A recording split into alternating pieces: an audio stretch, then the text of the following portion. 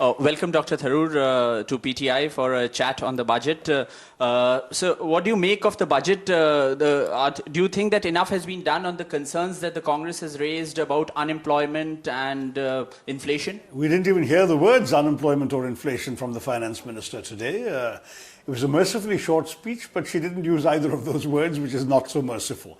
I mean, the fact is, yes, I suppose if you have a job and you have a salary and you're earning 12 lakhs or less, you have every reason to be happy. But if you don't have a job, it's not particularly clear from this budget where that job is going to come from. If you're living in Bihar and you're from an allied party, no doubt you get a SOP that will help you with your elections, which is a very curious message, actually, that this government has sent. A middle-class tax cut for the Delhi voter and lots of freebies for Bihar. But this is the same party that talks about one nation, one election. I'm sure the people in Andhra Pradesh are thinking, if we also had an election at this time, we might have got some freebies too. So good to have different elections in different years, because then Bihar benefits more than it would otherwise have done from a uniform scale. Those are the kinds of disappointments. But broadly speaking, what are the major challenges facing the economy? We have a major unemployment issue.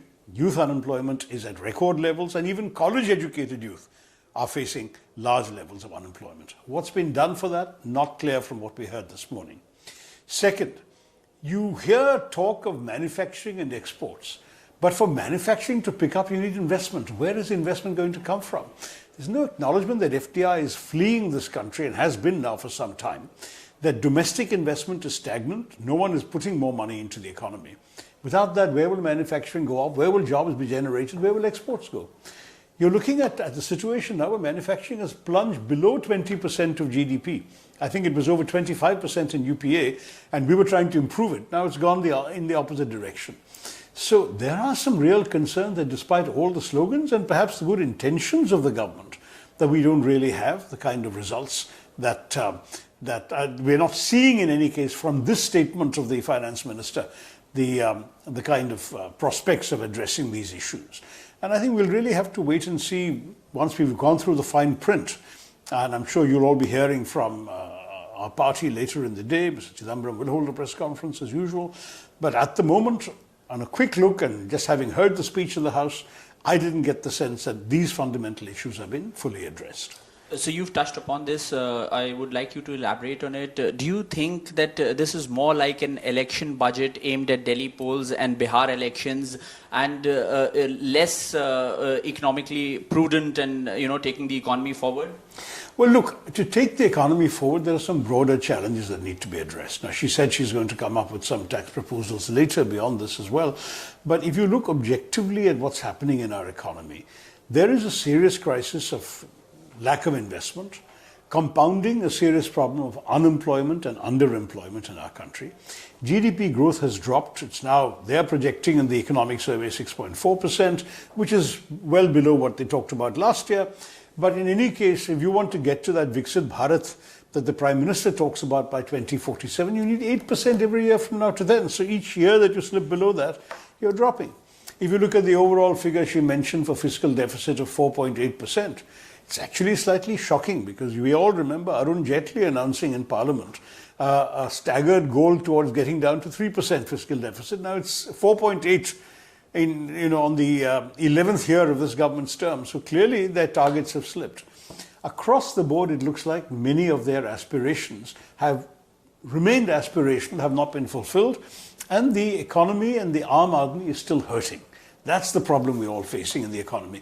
And I'm not sure that the finance minister's speech sufficiently addressed that for us all to feel reassured that the government is coming to grips with the problem. Sir, you just mentioned it, that the government keeps talking about their goal towards moving towards a Viksit Bharat, but not doing enough on unemployment and inflation. Do you think all this talk of Viksit Bharat remains a pipe dream?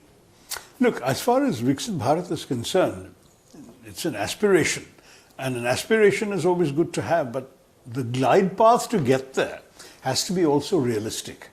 If you're talking about even becoming a country with a 13,000 per capita income instead of the 5,000 we currently have, less than 5,000 we currently have, we're about 4,000 and change, then I think you'll need to have sustained growth. And we're not seeing enough indications of where that growth will come from. If anything, The overall assessment of our economy right now is of slowing growth. And I didn't hear enough today that will reverse that particular phenomenon. Sir, the Congress came out with a real state of the economy report That's a right. couple of days ago, and it said that the government is marching the country towards a middle income trap. And it also stated that the economy is in a slowdown. What's your assessment of the state of the economy right now? Do you also fear that, if this continues, we could go into a recession?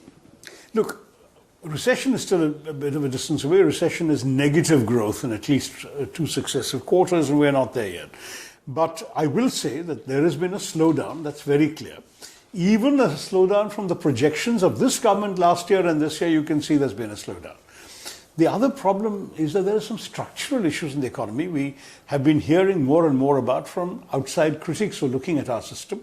But even some inside critics like the former chief economic advisor, the former deputy governor of the Reserve Bank, they have come out and criticized, for example, this government's preference for so-called national champions, where a handful of companies are being given all sorts of encouragement to create monopolies or duopolies in a number of sectors, which becomes a disincentive for other companies to invest because they fear that the rules will favor these big fellows whom the government likes because the government wants to create national champions.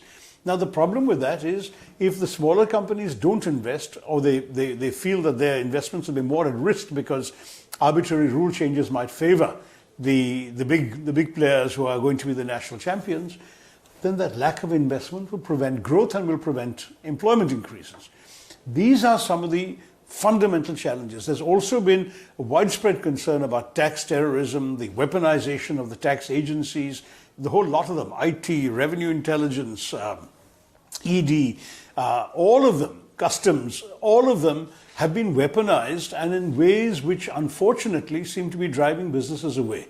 It's a startling fact that $23,000 millionaires left this country and became NRIs last year. Can we afford to see this kind of hemorrhage? Clearly not. We need to retain these people here and get them to invest in our country. For that, the government has to change its entire approach, which it's not been doing.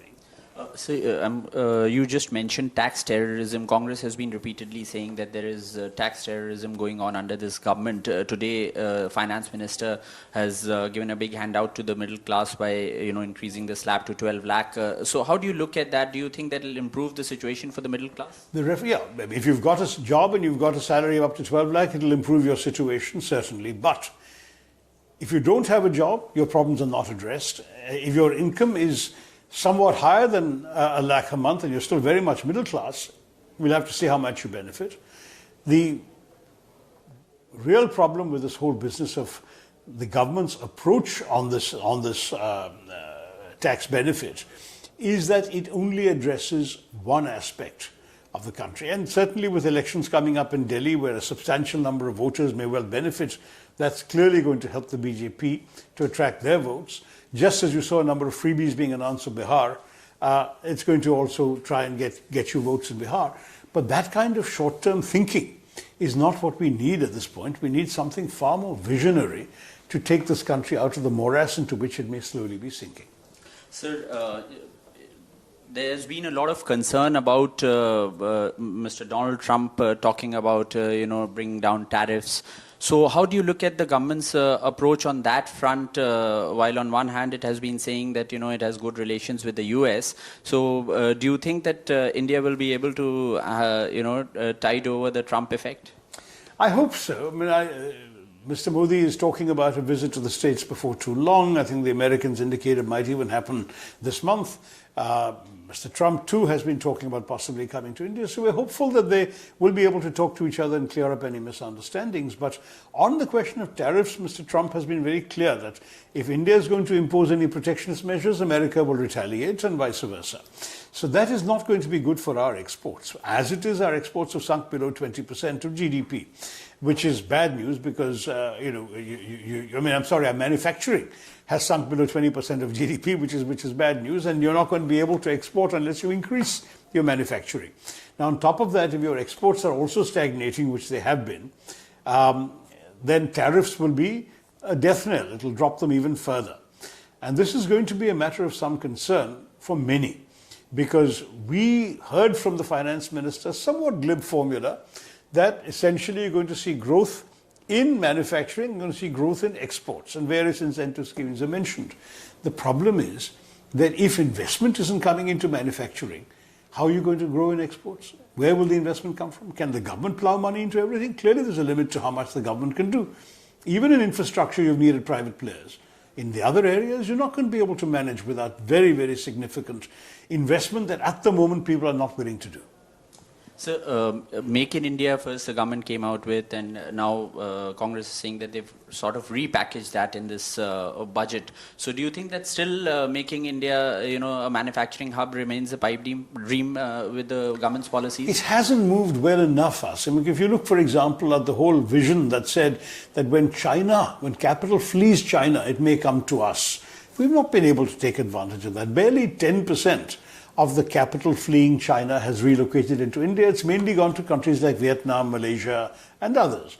And this is even before Trump's election, when Trump has, of course, talked about his preference for jobs returning to America, and there'll be more onshoring, and of course, nearshoring, that is, countries like Canada and Mexico, provided they can escape the tariff net with America, may also get more capital flight from China. We have not seen any increase. If at a time when we were benefiting from so-called friendshoring, we had 10% of Chinese capital coming here, I mean the capital leaving China coming here, how are we going to be able to say that our growth is preordained? The finance minister talked today of making us a global center for toy manufacturing. Our toy manufacturing has actually been given a kick because of Chinese toys coming into this country, flooding our market. Everyone knows this. How are we going to even recover the lost ground of the toys we used to make, let alone create an export market in toys, which is what was implied by the finance minister's statement? Unless people see confidence in being able to invest in India and getting toys made here even cheaper than China and better than China, that may remain a pipe dream. Look, we all want to aspire for the best for our country. I don't want to sort of blow smoke at the Viksit Bharat idea. Ultimately, we want to develop our country. But even to get to the stage of being a middle-income country, at the moment we are really not. We're a low to lower middle-income country. We will have to do very much better on all these parameters to see the kind of results that the government's fantasies appear to suggest are realistic. We've not seen the realistic path to get there. So just last couple of questions. I'll allow myself a political question, though it's related to the economy, sir. BJP vehemently criticized the Congress and other parties for, giving out handouts during the election, and Prime Minister called it Revdies. Now BJP in its manifesto has also made similar promises. So how do you look at this whole issue of freebies being given by political parties? To be honest, I think it's becoming more and more unsustainable. This competitive populism means that if I was giving 1,000, you start giving 2,000, then I start giving 3,000, and the next thing you know, it's 5,000. Where is all this money coming from? It's coming from taxes. And already the tax burden is pretty high. I would suggest that especially now, it becomes very important to realize that at some point we'll have to call a halt to these things, or that these reveries will come at the expense of other government programs. The total amount of money available to the government is still finite. And there are vital programs that are being underfunded. Manrega, which is so indispensable for the survival of people in the rural areas, Manrega has been starved of funds, and as a result there are women waiting 7-8 months to get wages for work they've already done. Now, is that fair? Can the government go for short-term populism to win a state election today while leaving people whose states may have voted already last year in limbo for months waiting for their salaries from Manrega? It's not right. And the delayed payments from the government, from the central government to the states for Manrega are just one example of a genuine symptomatic problem, that they spend money on freebies and they don't think about the larger structural welfare measures that they've already committed to. So my final question to you is an easy one. Everyone wants to hear what they say, Tharurism. So how would you describe this budget in your own imitable style? I think underwhelming on the whole. Underwhelming is perhaps not as strong a criticism as some others in my party might come up with, but it has not been up to the kind of problems we hoped they would address when the finance minister took the floor this morning.